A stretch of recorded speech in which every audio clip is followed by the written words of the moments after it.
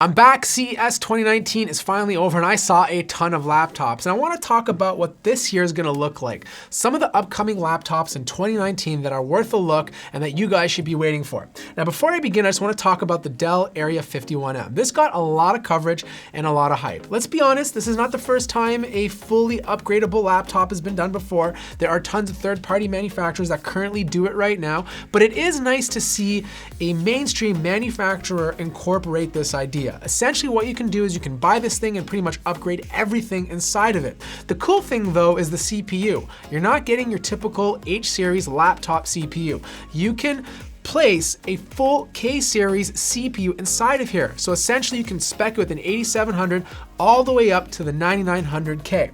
Now the other thing, they're saying everything is upgradable, and they're absolutely right because technically it is, but the GPU is kind of in the gray area. Right now the GPU socket is using the Dell form factor, and if you swap it out down the road, it needs to have the next GPU support that form factor, and we're really unclear right now whether or not AMD and Nvidia are gonna jump on board. Now since I talked about the Area 51M, I just want to give a quick mention to the ROG mothership. Look, another cool concept. It's not going to sell a lot, and I doubt they'll probably even put this on the market.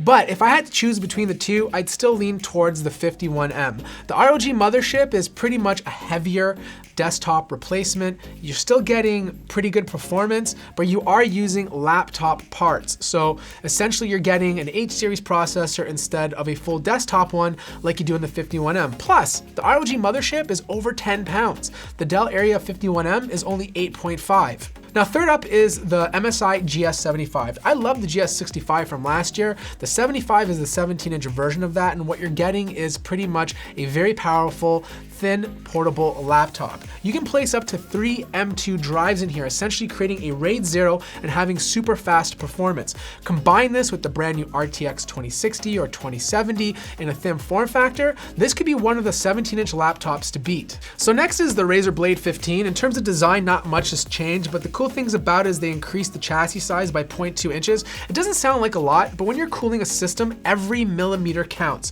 So I'm expecting a much cooler performer.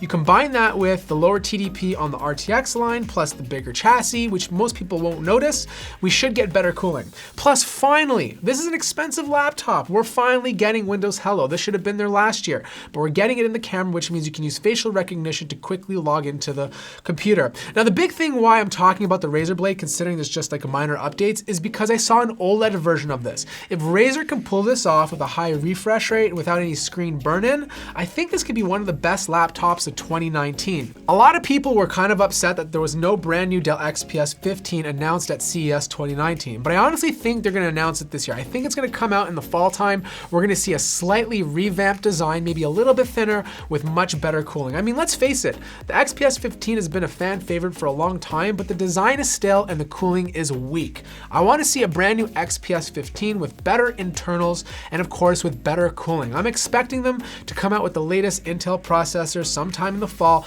with an RTX 2060. Now, Lenovo came out with some pretty great products. They updated the Lenovo Legion Y series, the 540, the 740, they all look fantastic, but they're just updates.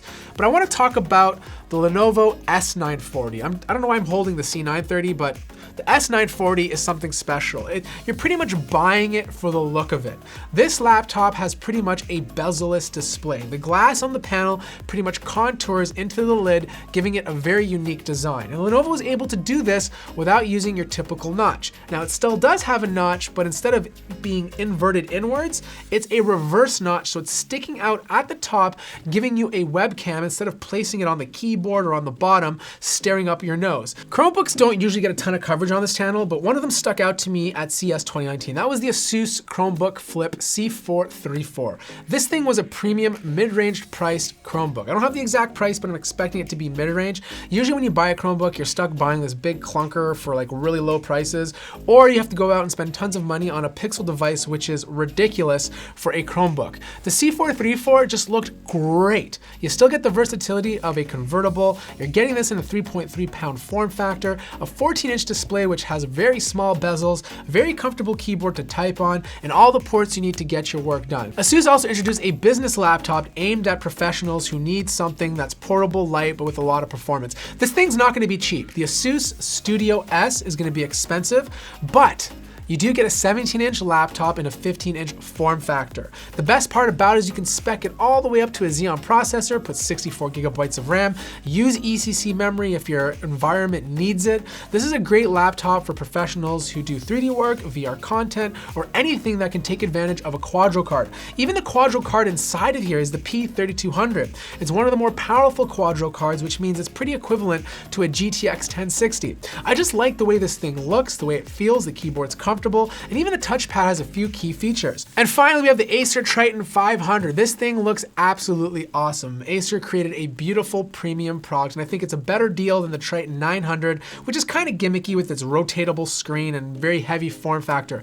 The 500 is just nice and clean. It's all metal, it's premium, you have an RTX 2080 inside of here, you have G-Sync, so you have everything to game with maximum performance. And they did this by creating the laptop at around 4.6 pounds, so it's not any heavier than most of the 15-inch laptops that came out last year. So that wraps up this little video about some of my favorite laptops coming out in 2019. There's a lot of updates coming out to previous laptops that are also very attractive, but I think 2019 is going to be a great year, and I think we're going to see a resurgence in 17-inch laptops because a lot of these companies are making them the same size as last year's 15-inch laptops. So like the video if you liked it, subscribe if you haven't already, and I'll see you guys in the next video.